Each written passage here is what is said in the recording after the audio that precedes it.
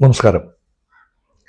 BJP. നേതാവും ഇന്ത്യയിലെ നിലവിലെ ഏറ്റവും കുശാഗ്രബുദ്ധിയായ രാഷ്ട്രീയ തന്ത്രജ്ഞനും, വേണ്ടി വന്നാൽ രാഷ്ട്രീയ ചാണക്യൻ എന്ന് വിളിക്കാൻ പറ്റുന്ന ആളുമായ കേന്ദ്ര ആഭ്യന്തരമന്ത്രി അമിത് ഷാ തിരുവനന്തപുരത്ത് എത്തിയിരിക്കുന്നു.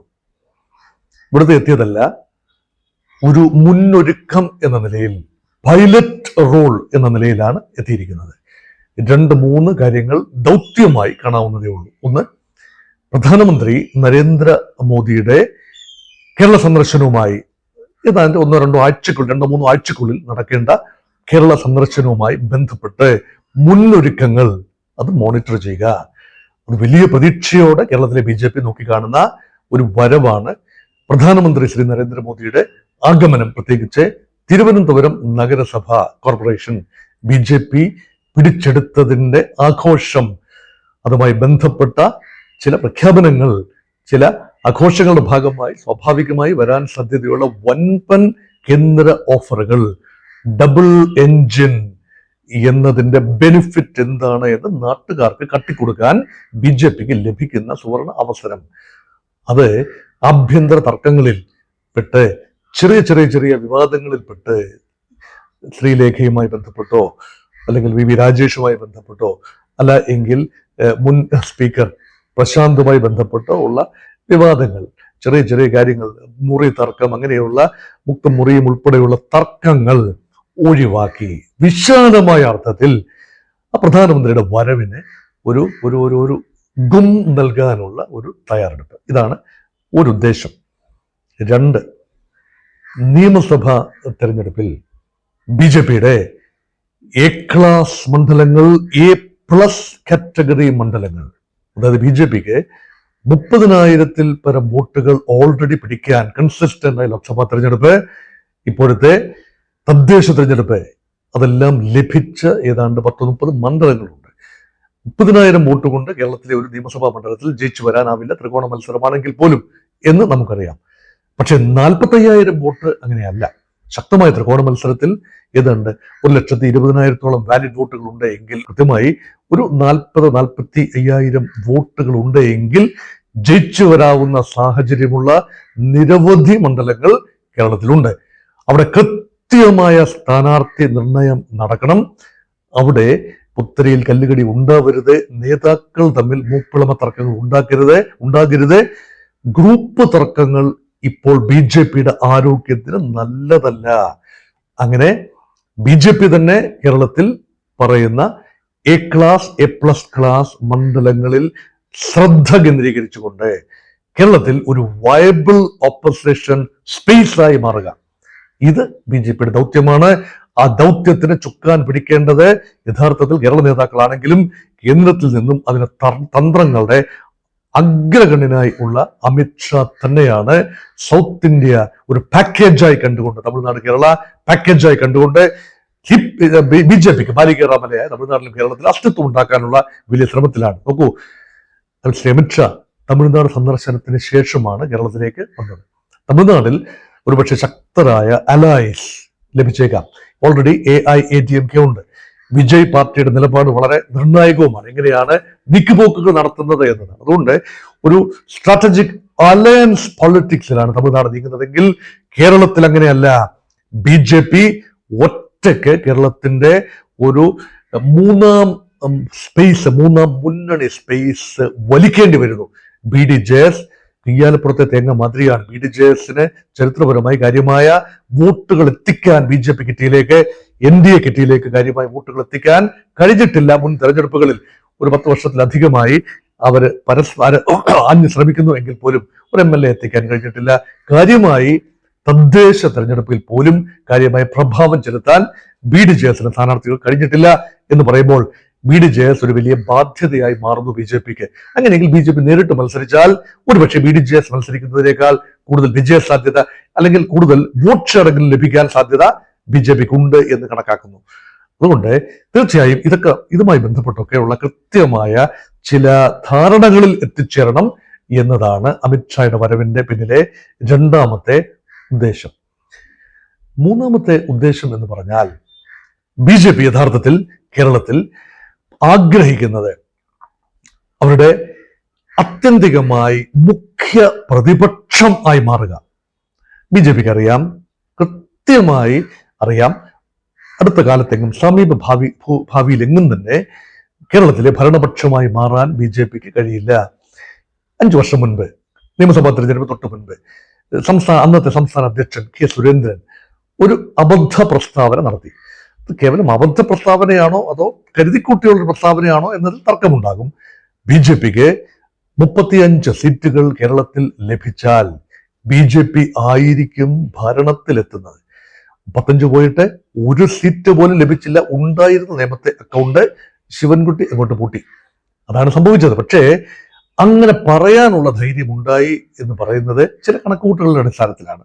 ഇപ്രാവശ്യവും ഒരുപക്ഷെ 35 സീറ്റ് എന്നുള്ള കണക്കുകളൊന്നും തന്നെ ഉണ്ടാവില്ല. BJP ആഗ്രഹിക്കുന്നത് ഒരു പക്ഷേ double digit, from 0 to double digit എന്ന് പറഞ്ഞാൽ 10 ആഗ്രഹിക്കുകയും 5 കിട്ടിയാൽ സംതൃപ്തിപ്പെടുകയും ചെയ്യുന്ന ഒരു അന്തരീക്ഷത്തിലാണ്, മനോഭാവത്തിലാണ്, മനോനിലയിലാണ് ഇന്നത്തെ BJP. അതെങ്കിലും സാധ്യമാവുന്നില്ല എങ്കിൽ അമിത്ഷായുടെയും നരേന്ദ്രമോദിയുടെയും കണക്കറ്റ ശകാരം കേരള നേതാക്കൾ ഏറ്റുവാങ്ങേണ്ടി വരും. പുതിയ നേതാവ് രാജീവ് ചന്ദ്രശേഖറിന്റെ നേതൃത്വത്തിൽ ഒരു പുതിയ സംവിധാനമാണ്, പുതിയ പരീക്ഷണങ്ങളാണ്. സംഘടനാ ജില്ലകൾ രൂപീകരിച്ചു. ഒരു ജില്ലയെ തന്നെ 2ആയി 3ആയി ഒക്കെ മുറിച്ച് സംഘടനാ ജില്ലകൾ ഓരോരുത്തർക്ക് വ്യക്തമായ ചുമതലകൾ കൊടുത്തു. ഏറെ മുന്നൊരുക്കങ്ങൾ നടത്തി. ന്യൂനപക്ഷ ഔട്ട്റീച്ച് പ്രോഗ്രാമിലൂടെ ന്യൂനപക്ഷ മുഖങ്ങൾക്ക് കാര്യമായ പ്രാതിനിധ്യം കൊണ്ടുവന്നു. പക്ഷെ ഇതൊന്നും തന്നെ ക്രൈസ്തവ മേഖലയിൽ വോട്ടായി മാറ്റാൻ പഞ്ചായത്ത് തെരഞ്ഞെടുപ്പിൽ BJPക്ക് കഴിഞ്ഞിട്ടില്ല. എത്രയോ ശക്തമായ മുഖങ്ങളാണ് കൊണ്ടുവന്നത്, അല്ലെങ്കിൽ ഓൾറെഡി ഉള്ളത്. ഒരു കേന്ദ്രമന്ത്രിയെ ലഭിച്ചു. ക്രൈസ്തവ സമുദായത്തിൽ നിന്ന് ഒരു കേന്ദ്രമന്ത്രി ഉണ്ടായി. BJPക്കാരനായ ജോർജ് കുര്യൻ കേന്ദ്ര സഹമന്ത്രിയായി. അത് ചില്ലറ കാര്യമല്ല. തൃശൂർ മണ്ഡലത്തിൽ BJPക്ക് വേണ്ടി ക്രൈസ്തവ സഭയിലെ ചിലരെങ്കിലും പ്രവർത്തിച്ചതുകൊണ്ട് മാത്രമാണ് 3/4 ലക്ഷം വോട്ടിൽ പരം ഭൂരിപക്ഷത്തിന് സുരേഷ് ഗോപിക്ക് അവിടെ ജയിച്ചു വരാൻ കഴിഞ്ഞത്. അത് പരസ്യമായ രഹസ്യമാണ്, അത് പരമസത്യവുമാണ്. എന്നാൽ കോട്ടയം ജില്ലയിൽ, പത്തനംതിട്ട ജില്ലയിൽ, ഇടുക്കി ജില്ലയിൽ, ആലപ്പുഴ ജില്ലയുടെ കിഴക്കൻ ഭാഗത്ത് കാര്യമായ പ്രഭാവം ചെലുത്താൻ കഴിയണമെങ്കിൽ ക്രൈസ്തവ ന്യൂനപക്ഷങ്ങളിലേക്ക് കുറച്ചുകൂടി ആഴത്തിൽ ഇറങ്ങേണ്ടതുണ്ട്. അതിന് ക്രിസ്തുമസ് നയതന്ത്രം, ഈസ്റ്റർ നയതന്ത്രം, കേക്ക് നയതന്ത്രം, വൈൻ നയതന്ത്രം ഇതൊന്നും പോരാതെ വരുന്നു. ക്രിസ്തുമസ് ദിനത്തിൽ അല്ലെങ്കിൽ ഈസ്റ്റർ ദിനത്തിൽ പള്ളികൾ സന്ദർശിക്കുക, സഭാ മേലധ്യക്ഷന്മാരെ കാണുക, കേക്കും വൈനും സ്വീകരിക്കുകയോ കൊടുക്കുകയോ ചെയ്യുക, ഇതൊന്നും തന്നെ ഒരുപക്ഷെ ഇതൊക്കെ പെരിഫറൽ മാത്രമാണ്, ഓപ്റ്റിക്സ് മാത്രമാണ്, ഫോട്ടോ ഓപ്പർച്യൂണിറ്റി മാത്രമാണ്. പക്ഷേ കാര്യമായി ക്രൈസ്തവ ന്യൂനപക്ഷങ്ങളിലേക്ക് ഇറങ്ങണമെങ്കിൽ തലയെടുപ്പുള്ള നേതാക്കൾ ക്രൈസ്തവ വിഭാഗങ്ങളിൽ നിന്ന് വരണം. ഒരു ഘടകകക്ഷിയെങ്കിലും കഴിവതും KM മാണിയുടെ പാർട്ടിയെങ്കിലും കൊണ്ടുവരാൻ കഴിയേണ്ടതായിരുന്നു. പക്ഷേ അതിനുള്ള സാധ്യത തീരെയില്ല. ഏതെങ്കിലും കാരണവശാൽ മാണി ഗ്രൂപ്പ്, കേരള കോൺഗ്രസ് മുന്നണി മാറ്റം ആഗ്രഹിക്കുന്നുവെങ്കിൽ അത് NDAയിലേക്ക് ആകാനുള്ള സാധ്യതയല്ല, മറിച്ച് UDF സംവിധാനത്തിലേക്കാകാം. ഒരുപക്ഷെ അങ്ങനെ സംഭവിച്ചാൽ പോലും. അപ്പൊ അവിടെയും ഒരു പാർട്ടിയുടെ പിന്തുണയില്ല. പിന്നെ എങ്ങനെയാണ് ആ ഭാഗത്ത്? അതുകൊണ്ട് കാര്യമായ ഒരു പ്രതീക്ഷ അവിടെ ഇല്ല. അത് മാത്രമല്ല, ശ്രീ അമിത്ഷായ്ക്ക് വ്യക്തിപരമായി ഒരു ചുരുക്കുണ്ടാവണം. അതെന്താണെന്ന് ചോദിച്ചാൽ, നിലവിലുള്ള ലോക്സഭാ തെരഞ്ഞെടുപ്പ് സമയത്ത് 19.87% വോട്ട് ഷെയറാണ് കേരളത്തിൽ BJPക്ക് ഉണ്ടായിരുന്നത്. അത് 25 മാറ്റൂ. ബാക്കി കാര്യം ഞങ്ങൾ ഏറ്റുകൊള്ളാം എന്നാണ് അമിത്ഷാ കേരളത്തിലെ സമുന്നതരായ നേതാക്കളോട്. ഈ നേതാക്കൾ എന്ന് പറയുമ്പോൾ 5 or 6 പേരാണ് ഏറ്റവും തലപ്പൊക്കത്തിൽ നിൽക്കുന്നത്. അതിലൊരാൾ രാജീവ് ചന്ദ്രശേഖർ തന്നെയാണ്. രാജീവ് ചന്ദ്രശേഖറിന്റെ ഗ്രൂപ്പ് ഒന്നുമില്ല. അദ്ദേഹം നിഷ്പക്ഷനാണ്. ഒരുപക്ഷെ ഗ്രൂപ്പിസം അവസാനിപ്പിക്കാൻ കൊണ്ടുവന്ന നേതാവ്. അദ്ദേഹം തലമുതിർന്ന നേതാവാണ്. അദ്ദേഹത്തിന് ഒരു പാൻ ഇന്ത്യ പ്രതിച്ഛായനുള്ളത്, കേന്ദ്ര നേതാക്കളുമായി നേരിട്ട് സംസാരിക്കാനുള്ള നേരിട്ടുള്ള ലാംഗ്വേജും നേരിട്ടുള്ള അടുപ്പവും നേരിട്ടുള്ള വിട്ടും നേരിട്ടുള്ള വലിപ്പവും ഉള്ള ഒരു നേതാവാണ് രാജീവ് ചന്ദ്രശേഖർ. തീർച്ചയായും അദ്ദേഹത്തിന്റെ വാക്കുകൾക്ക് കേന്ദ്ര നേതൃത്വം വില കൊടുക്കും. കേന്ദ്ര നേതൃത്വം തന്നെയാണ് അദ്ദേഹത്തെ ഇവിടെ പ്രത്യേക സാഹചര്യത്തിൽ സംസ്ഥാന പ്രസിഡന്റായി നിയോഗിച്ചതും. മുൻ പ്രസിഡന്റ് K. സുരേന്ദ്രൻ കേരളത്തിലെ പാൻ കേരള ഒരു മുഖമാണ്. കേരളത്തിലെ ഏത് മണ്ഡലത്തിൽ, കോന്നി മണ്ഡലത്തിൽ പോയി മത്സരിച്ചു, പരാജയപ്പെട്ടു. മഞ്ചേശ്വരം മണ്ഡലത്തിൽ 2 പ്രാവശ്യം മത്സരിച്ചു. കപ്പിനും ചുണ്ടിനുമിടയിൽ മത്സരം പരാജയപ്പെടാനായിരുന്നു അദ്ദേഹത്തിന് വിധി. അതുപോലെ വലിയ നേതാക്കൾ കൃഷ്ണദാസ്, KV കൃഷ്ണദാസ്, അദ്ദേഹം ഇപ്പോൾ മത്സരിക്കുന്നു.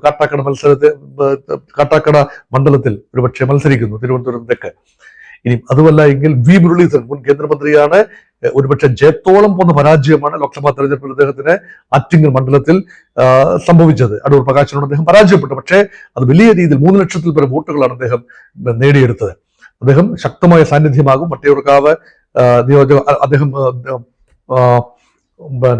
തിരുവനന്തപുരത്ത് വടക്കുള്ള കഴക്കൂട്ടം നിയോജക മണ്ഡലങ്ങൾ, നഗരത്തിന്റെ വടക്ക് ഭാഗമായ കഴക്കൂട്ടം നിയോജക മണ്ഡലത്തിൽ അവിടെ എല്ലാം തന്നെ വൻ നേതാക്കൾ. അതുപോലെ തന്നെ കോഴിക്കോട് ശക്തമായ സാന്നിധ്യമാണ് MT രമേശ്.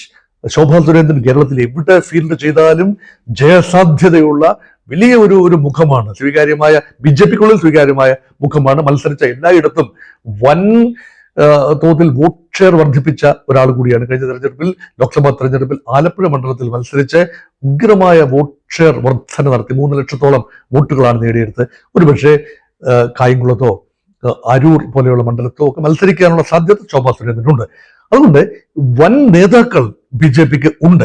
പക്ഷെ അവർ ഏകോപനത്തോടെ പ്രവർത്തിക്കുന്നു എന്ന് ഉറപ്പുവരുത്തേണ്ട ഒരു ചുമതല കൂടി അമിത്ഷായ്ക്കുണ്ട്. രാജീവ് ചന്ദ്രശേഖർ മാത്രം വിചാരിച്ചാൽ അത് നടക്കില്ല. BJPക്ക് ഒരു രീതിശാസ്ത്രമുണ്ട് എന്നൊക്കെ സമ്മതിക്കുന്നു. പക്ഷേ സംഘടനാപരമായ ദൗർബല്യങ്ങൾ പരിഹരിക്കാൻ പലപ്പോഴും RSS ആണ് രംഗത്തിറങ്ങേണ്ടത്. പക്ഷേ RSS രംഗത്ത് അവസാന നിമിഷം ഇറങ്ങിയിട്ടും തിരുവനന്തപുരത്ത് അതിന് പ്രയോജനം ലഭിച്ചു. അപ്പോഴും CPM പറയുന്ന ഒരു കണക്കുണ്ട്. ഇടതുപക്ഷ പ്രസ്ഥാനങ്ങൾക്കാണ് തിരുവനന്തപുരം കോർപ്പറേഷൻ ഉള്ളിൽ സിംഗിൾ ലാർജസ്റ്റ് വോട്ട് ഷെയർ.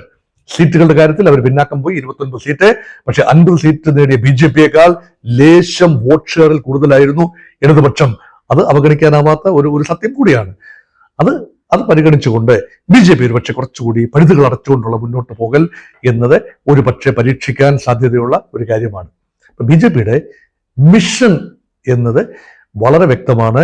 നഷ്ടപ്പെട്ടു പോയ അടിത്തറ. ലോക്സഭാ തെരഞ്ഞെടുപ്പിൽ 19.87%. പക്ഷെ നിയമസഭാ തദ്ദേശ തെരഞ്ഞെടുപ്പിൽ അത് 15% താഴേക്ക് വന്ന് 14.8% കൂപ്പുകുത്തി. നഷ്ടപ്പെട്ട 5%, തദ്ദേശ ഗ്രാസ് റൂട്ട് തലത്തിൽ നഷ്ടപ്പെട്ടു പോയ 5% നികത്തുന്നതിനോടൊപ്പം തന്നെ കൂടുതലായി പിടിക്കാവുന്ന കാര്യങ്ങൾ. അപ്പോൾ BJPക്ക്, അമിത്ഷായ്ക്ക് വ്യക്തമായിട്ട് അറിയാം, പാൻ കേരള അടിസ്ഥാനത്തിൽ മൊത്തത്തിൽ വോട്ട് ഷെയർ ജാക്കപ്പ് ചെയ്യുന്നത് അസാധ്യമായ കാര്യമാണ്. പ്രത്യേകിച്ച് അടുത്ത 100 ദിവസത്തിനുള്ളിൽ അത്ഭുതകരമായ മാറ്റമൊന്നും കേരളത്തിന് മനസ്സിലുണ്ടാകുന്നില്ല. കാരണം ഭരണവിരുദ്ധതയുടെ പ്രധാന പ്രയോജനം മുഖ്യ പ്രതിപക്ഷമായ കോൺഗ്രസിനും UDFനും തന്നെയാവും ലഭിക്കുക. BJP എത്രത്തോളം ആഴത്തിൽ, എത്രത്തോളം ആർജവത്തോടു കൂടി ശബരിമല ആചാര സംരക്ഷണ വിഷയം ഏറ്റെടുത്താലും ശരി, ഇപ്പോൾ സ്വർണ്ണപ്പാളി വിഷയം ഏറ്റെടുത്താലും ശരി, ഒരുപക്ഷെ 2019 സംഭവിച്ചതുപോലെ അതിന്റെ നേട്ടം കൈവരിക്കാൻ സാധ്യത, ഭരണവിരുദ്ധതയുടെ നേട്ടം കൈവരിക്കാൻ സാധ്യത കോൺഗ്രസിനാണ്. അത് അനുവദിച്ചു കൊടുക്കണമോ? അത് വലിയ ചോദ്യമാണ്. അവിടെയാണ് അമിത്ഷായുടെ പ്രസക്തി. ഇത് വലിയൊരു ചോദ്യമാണ്. BJPയെ കുഴക്കുന്ന വലിയ ചോദ്യമാണ്. വൻതോതിൽ ഈ വിഷയം ആളിക്കെത്തിക്കാനുള്ള സംവിധാനം, അണികൾ BJPക്ക് ഉണ്ട്. അത് നിഷേധിക്കാനാവില്ല. പക്ഷെ അങ്ങനെ ചെയ്താൽ 2019 UDFന് നേട്ടം വീണ്ടും ആവർത്തിച്ചാൽ BJPക്ക് എന്താണ് കിട്ടുക?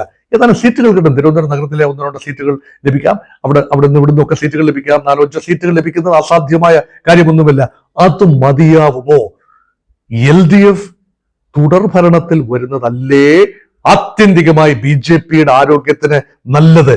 കാരണം അങ്ങനെയെങ്കിൽ UDFന്റെ സ്പേസ് തന്നെ ഒഴിവായി UDF സ്പേസിലേക്ക് BJPക്ക് കടന്നു നിൽക്കാൻ സാധിക്കില്ലേ? ഈ ചോദ്യമാണ് ഇത്രയും കാലം BJPയെ കുഴക്കിയത്. പക്ഷെ ഇപ്പോൾ എത്തുന്ന ഒരു ഫോർമുല സമയമായില്ല. Let us wait. ഇപ്പോൾ പ്രധാനപ്പെട്ടത് BJPയുടെ വോട്ട് ഷെയർ നിലനിർത്തുക. അക്കാര്യത്തിൽ വോട്ട് ഷെയർ നഷ്ടപ്പെടുത്തിക്കൊണ്ട് LDF ജയിക്കാവുന്ന അന്തരീക്ഷം ഉണ്ടാക്കി കഴിഞ്ഞാൽ തങ്ങൾക്ക് ഏതാനും സീറ്റുകൾ ലഭിച്ചേക്കാം, ഒരു ഡീലിലൂടെയോ അല്ലാതെയോ. പക്ഷേ ആത്യന്തികമായി അത് BJPയുടെ ക്രെഡിബിലിറ്റിയെ ബാധിക്കും. അതുകൊണ്ട് നിലവിലുള്ള വോട്ട് ഷെയർ, സർക്കാരിനെതിരെയുള്ള വികാരം ആളിക്കത്തിക്കുക, അതിന്റെ പ്രയോജനം UDFന് ലഭിക്കുന്നെങ്കിൽ ലഭിക്കട്ടെ. UDF ഭരണത്തിൽ വരുന്നെങ്കിൽ വന്നോട്ടെ.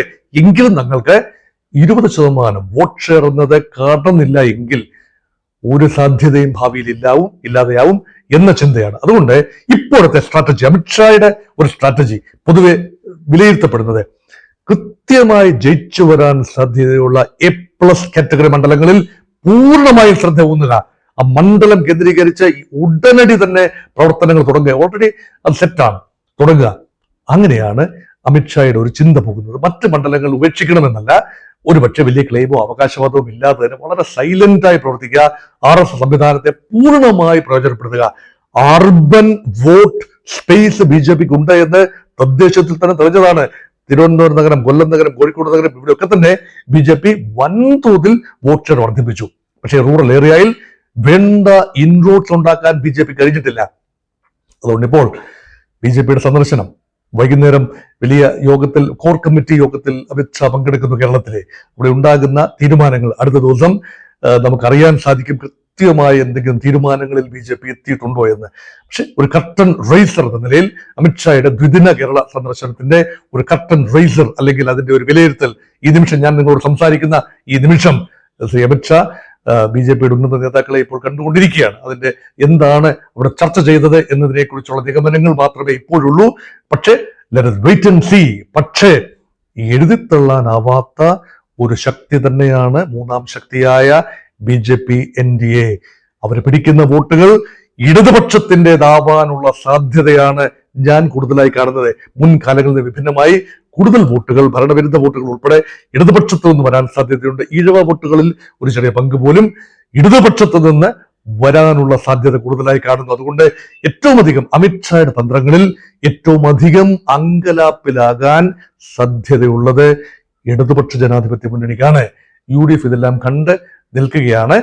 ഒരുപക്ഷെ CPM BJP ബാന്ധവം എന്നത് വലിയ രീതിയിൽ ഉച്ചത്തിൽ വിളിച്ചു പോകാൻ UDFന് അവസരം നിഷേധിക്കുന്ന രീതിയിൽ കാര്യങ്ങൾ ഒരുക്കുക എന്ന ദൗത്യവും BJPക്കുണ്ട്.